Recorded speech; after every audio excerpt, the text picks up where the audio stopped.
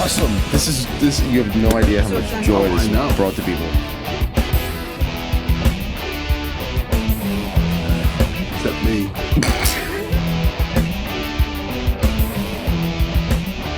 This is the coolest way with Nicholas Tanek. I'm Nicholas Tanek.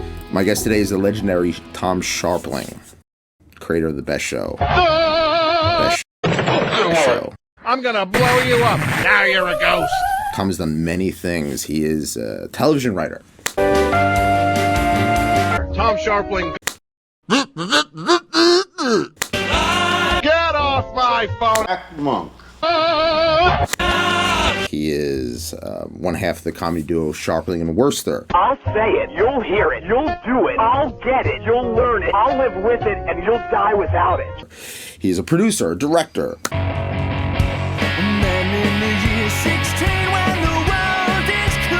In your electric dreams, baby. I'm Tom Scharpling. All that goes to scream for what the souls have seen, and the tapas they could have been eating. But the world is in the turning, the world is in the turning, the world is in the turning, and we're all gonna die.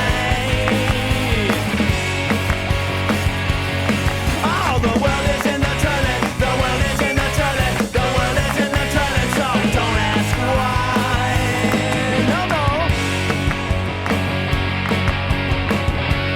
Nothing to drink, I've got nothing to eat. I'm barely alive, I'm dead on my feet. The East River boiled and benched. Heave-ho! You like that? He likes that. That's hilarious. Voiceover artist.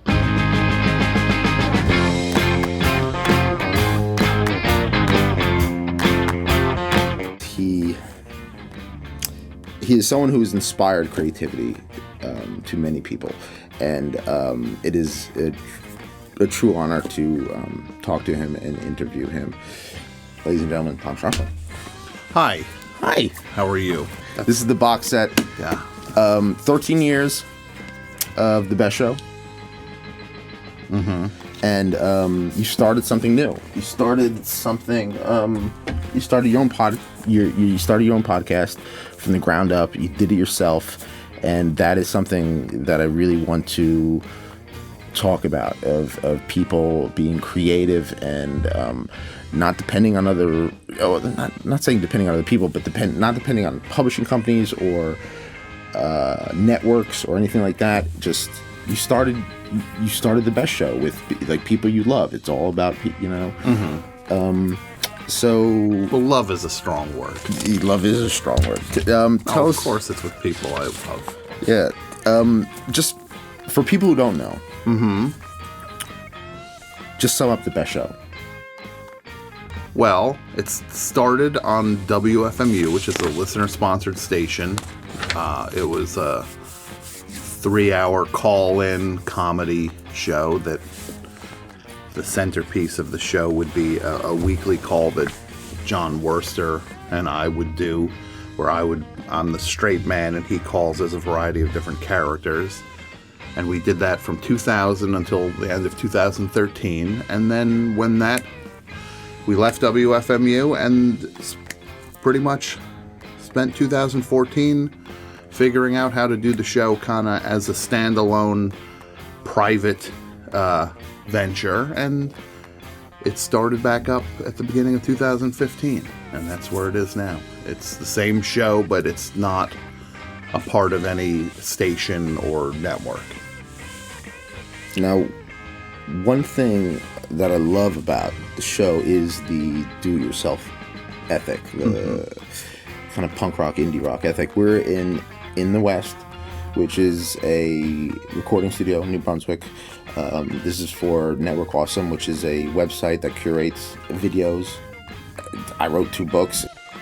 I was inspired by you just to do that.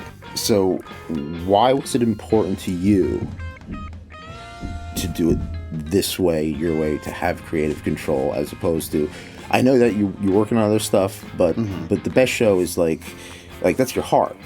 Yeah, that's my favorite thing that I've ever been involved in in any kind of creative way. I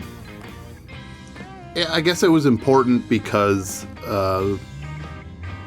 taking the show, WFMU was so hands-off with stuff that I wanted to preserve that, but I also wanted the show to have a chance to potentially make money, or it's not that it's going to be something that suddenly it's time to get rich, but being on a non-commercial station, there's literally no chance of doing anything to help pay for, just the time that it takes to write and produce the show, just to get some sort of basic money coming in, and also to pay the people who work on it beside me or John, so that they could not just be dedicating their lives to something that there's no chance of ever getting a nickel from. So who are your inspirations for this kind of do-it-yourself, ethic? I don't know. I guess it comes from the music side of things, because I grew up liking music and comedy equally, and just being in kind of the indie world and people wanting to do something and then going and doing it, and then it exists on their own terms, and it doesn't have to get filtered or rewritten or restructured by the people who control the money. And it can be just as great as anything on the biggest possible stage. And that's the good thing about just kind of taking control of it, is that you're the boss of the thing, and you don't have to run anything by anybody. And especially at that point for the best show, it's like we had done it for so long and we knew what worked on it, and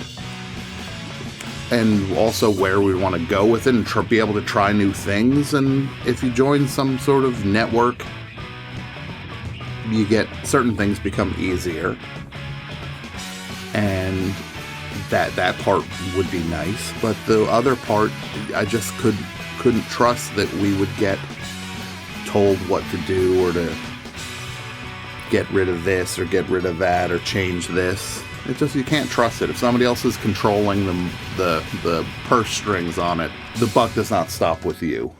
That's one thing I love about the best show, is that you never know where each episode will go. I don't know where each episode. I know, and that's what makes it really fun. So okay, so you met John Worster at the Ritz, My Bloody Valentine, Pavement, and Superchunk. I was at that show. You were there? I was there. Well, backstage. Yeah, I wasn't backstage. No, I was. I know. That's little did you know. That's what I'm asking. The ultimate meeting of two. That was my question. Is like, frame the scene.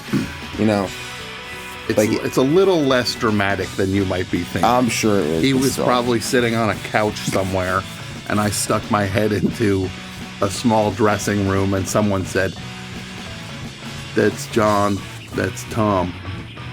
And then we said hi.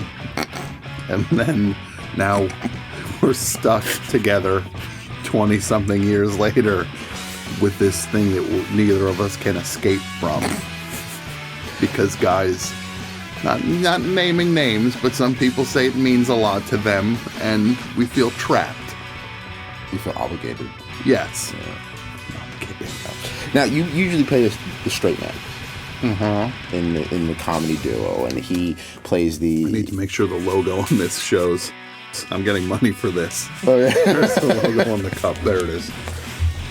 So you usually play the straight man, and he plays the Newbridge character, either Philly Boy Roy or Gene Simmons, or the extreme sports guy from the Rad. That was amazing. Yeah. Rad McKinney. I think that was great, because my brother was a extreme sports enthusiast, and I was surrounded by those kind of guys all the time. And so, is that like what is it like in real life? Does it mirror? Are you the straight man in the friendship? I think it's more or is it mutual? Equal. Yeah. Is it? I think we both make each other laugh off air, and we both come up with ideas for the calls more or less equally, and it's just about building the thing, and then we play the characters or the roles that we play, so that the comedy will work. Now, most of the characters, they use topical themes in each call. Like someone would say Martin Scorsese or something, or Bill Cosby, or there's something going on. Are any of the characters? Are the new characters, not the old characters, but the new characters, are they made up kind of spontaneously, or is it something that we should have this kind of, we should have Rad, the extreme sports person, in the future? It's kind of a little bit of everything. It's like sometimes there's something that happens in the world, and we're just like, we should just do a character based on that right now. And then other times we'll have an idea for a character that we don't get to for a long time. And every version of it has happened at this point. We've done so many calls that we've had things sit on ice forever, and then we finally get to it, and then we've had things come together a day and a half before the show, and we quick put it together, and then it's on the air Tuesday. Now, some calls are much more popular than others, like the Gorge. On the way here, we were playing the Gorge. Sure. And there's also Jock Squad, Horace from Jock Squad, or something like that. Are there any calls that you feel that you really love, that are close to your heart, that just didn't get the shine, that didn't get the appreciation, that should be kind of revisited?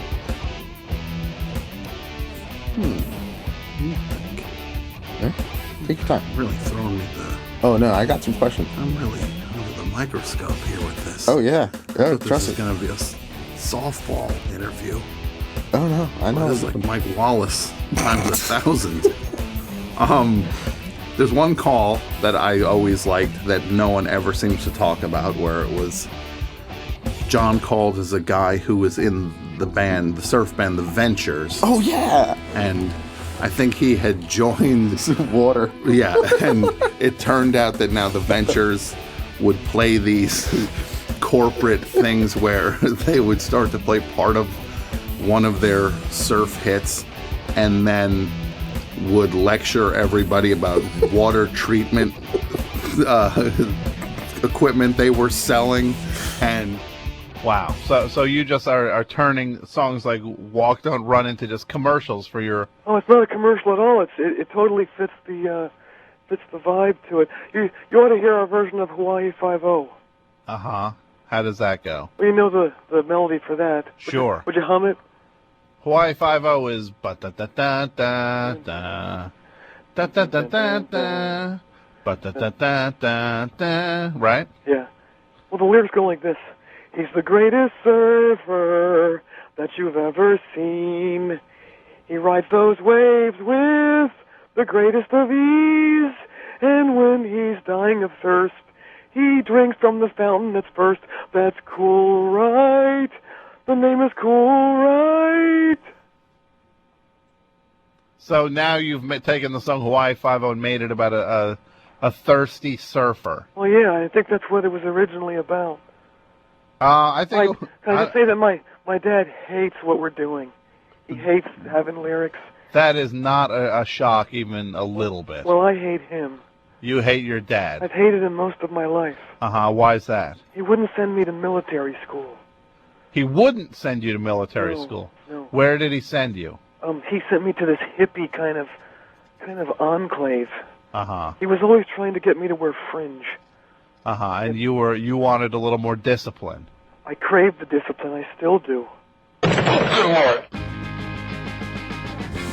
Nobody slow down ever talks about that call, and I think that was it's great. Well, thank you. So somebody likes it at least. There's three of us now, so I think that one is waiting to be rediscovered. Okay. One thing that I love about your show is that you are a kind of person who turns on people to new music, new comedy, new just cool things. I thought you were going to say, just turn on people. I was like, that's fair. No. I do that. Okay, you could do that too, but I'm talking about music. you're talking about in a positive way, turning people onto things rather than turning on them and pitting them against each other and making them feel bad about calling in. Basically, what I'm asking is that, like, every time you play about 30 minutes of music, and I have to admit, at least one of the songs, I end up like buying one of the records. Oh wow! Yeah, that's awesome. And I end up like, because I'm insane when it comes to music. I have my record collection's just obscene. Yeah. So what have you been listening to in the last couple of days? I've been listening to the audiobook for Helter Skelter all week. if you want me to tell the truth. Okay. And I feel like I'm stuck inside of it right now. And it's not a good place to be. Charlie's got you hypnotized. Yeah, I feel like I'm one of the family now. What'd you call him? You called him farm trash? Yeah, he was like gutter trash, like a weird bridge troll who hypnotized people.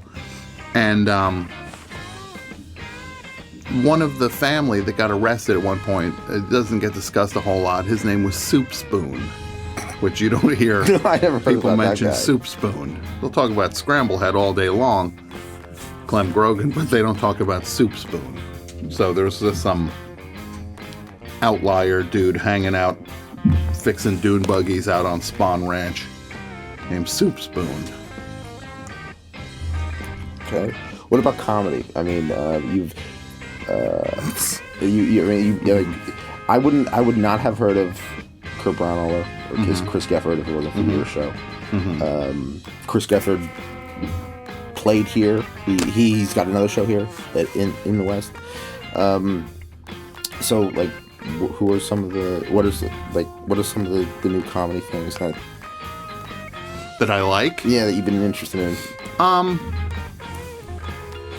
What do I like? I listen to I like Hollywood Handbook a lot, which is this podcast. That's great. For the last couple years has been going on. It's Hayes Davenport and Sean Clements, and What up? yeah, it's such a funny show because It's so absurd. yeah, and they just play these two guys who know everything about show business, but it becomes apparent that know nothing about show business. Yeah. I was wondering if we were going to have that podcast with the 7 minutes, 7 days a week, in the 747 or 777. When they wanted me to eggs. Yeah, they called me Eggs. When I was a guest on the show, they were trying to rebrand my thing because it's clearly failing, and that my name would be Eggs. I forget how that happened, but because I was going to be paired with Jim Florentine. Yeah. So and the Brat. It'd be Eggs Florentine was the name of our show. So I was Eggs all of a sudden, and that it was just the show would exist in 7-minute increments. 7 days a week. Yeah. And you'd be high the whole time. You know, you don't smoke pot. Yeah. And then it'd be filmed or recorded in a 777. Yes. Yes. That makes sense. Yeah. So that's a really funny show that I love. Okay, as someone who is a DJ and loves music, I've done a lot of music journalism, and I've been bombarded with music. With with everyone wants you to review their album or play their album, or sure, like that. So, as someone who is a lover of music, what makes an artist or a record stand out to you? Like, I know this is a loaded question, but seriously, like what when you get a CD or a record, what makes you put it in, and what makes you want to play it again? I don't know. That's a hard question to answer. Boy, so you really are doing this Mike Wallace routine. It's brutal. Yeah. I'm starting to sweat. Yeah, that's it's 4 degrees in here, and I'm still starting to sweat. That's how intense it is. I don't know. I guess it just has it. You know what I mean? You don't know what it is until you hear it. And then when something jumps out at you, I think it hits you on some sort of level that you can't even explain. But it clicks for you. So I grew up New Jersey, as a awkward kind of skater punk rock kid, and I turned into a raver kid, and then I turned into a corporate zombie. And what are you going to turn into next? I don't know. That's a good question. A werewolf. Yeah. So, what if you get bit by? No, if you don't get bit by a werewolf and turn into a werewolf. No, that's how it works. Is that how werewolves work? I think vampires and werewolves. There's all biting. There's a lot of biting involved in horror, isn't there? They need to find a new distribution method. Yeah, that's scratching. Not just biting. Yeah. There was that one movie, the George Romero movie, where the vampire just like used razor blades. So like blood covered, like they put vampire blood on the razor blades. Yeah, he just like cut people. He just. You sure that was a vampire? Yeah, well, he thought he was a vampire. It was like that kind of Nicholas Cage Vampire's Kiss type stuff. Yeah. So he thought he was a vampire. It's called Martin. So he had heard nothing about vampires. Yeah, and he just was like, I just need blood. Yeah, vampires slash people with razor blades, of course. He should have watched Dracula, and he would have learned about how go to the vampires work. Yeah, or any one vampire movie would have answered all his questions. Probably, yeah. Okay, so, like I said, I grew up as an awkward kid, and I kind of lost myself in music and comedy. A lot of TV, like SCTV. Sure. A lot of sketch comedy, Kids in the Hall. Yeah. A lot of music, anything from Led Zeppelin to Jesus Mary Chain, and punk rock music like Black Flag and Sonic Youth and stuff like that. What were some of the people who got you through your awkward stage as an adolescent? Like the artists, because like this is what I'm trying to do. I'm trying to perpetuate creativity and art and stuff like that. And that's what you do. It's just so many things have. I'm trying to think of at the top of my head. It just I can only think of this Charles Manson thing I'm listening to. Charles Manson. He did not inspire me to listen to his music's terrible. You didn't like Never Learn Not to Love You? Never. Yeah. That's a good song. It is. Well, the Telescopes cover. Did you ever hear that version? I only know the Beach Boy. I know the Charles Manson version and the Fail to Exist. I don't want this to be about Charles Manson. This makes me feel like you brought up Charles Manson. I know I brought it up. It's my own fault. If you would have brought it up, I would have walked out.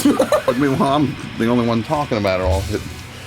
No, I liked so many things. I would, labels were so important to me then when I was in high school, like, whether it was SST or Homestead or just all and that scene, because you would just figure out each band, you'd learn about the next band because either who that band would tour with or they'd open for them, and they would just keep expanding out, and you'd learn more about good bands that way. And just reading fanzines, like Conflict was a very important fanzine to me. Gerard Cosloy's fanzines, because there used to be a place in St. Mark's Place that just sold fanzines. Yeah, it was called See Here. It was a downstairs little. New York's very different now. Yeah, it sold just fanzines, and you'd go there and you'd just buy them and then read all about these bands, and you'd go track the records down, and then when you got them, you just listen to them over and over. That's how I did it. And then these records meant so much. Okay, so one thing on your show, you get very, very personal. My condolences for your father, your grandmother, and also Hurricane Sandy. You did a show where you connected it like a cell phone, like a flip phone, and you took calls. And yeah, funny thing, the phones here at WFMU are they are dead. One of the innumerable casualties that has befallen WFMU and everyone in the path of the hurricane. So many things. They're not going to stay down here. They're just not going to. It's just not a part of... I know it sounds hokey, but it is not... It's not a part of the makeup. I do want to try... As I said, the phones are out here. There is a phone... I have a burner phone. And I would like to try to... see if I can get this to work. Let me see. 2, 4, 6. And that was an emotional show because everyone in New Jersey who's dealing with Hurricane Sandy, was listening to it. Mm-hmm. When you put yourself out there, mm-hmm. people react. Did you have any kind of reactions that were surprising to you of when you put yourself out there? Because you're a broadcaster. Mm-hmm. Do you have any kind of reactions that you're like, wow, I didn't know this would... Sometimes I'm always kind of surprised by how much all the show means to people on a personal level. That it's not just some dumb comedy thing that they listen to and then go listen to some other dumb comedy thing. When people have a real connection with it, I'm always touched and surprised by that. So that's always I never can get past that kind of. Yeah, and you got the job Monk, mm-hmm. the writer and executive producer for Monk from working at WFMU. Pretty much it made the introduction for me with Andy Brackman, who was the creator, who went on to be the creator of Monk, who I had met and was friends with for that. And then he offered me the job when this job showed up, and I ended up working on it for the entire run of the show, 8 years. One thing about creativity and especially broadcasting, and it just leads to meeting different people. Like you've mm-hmm. talked to Sanjaya, you've talked to Luther from Two Live Crew, you've talked to Martin Short. Mm-hmm. Everybody from. I mean, of course, you have the best show kind of stable, which is like Chris Gethard, Jake Fogelnest, Julie Klausner, of course. What is the most unlikely or surprising avenue that it went, that the best show took you? You mean in terms of just like, wow, I didn't know. I'm like, okay. like I didn't. Yeah. See again, turning the screws. Yeah, I know I'm doing. You were not going easy on me. No. This is not that, This is not light and fluffy. This is not Comics Unleashed.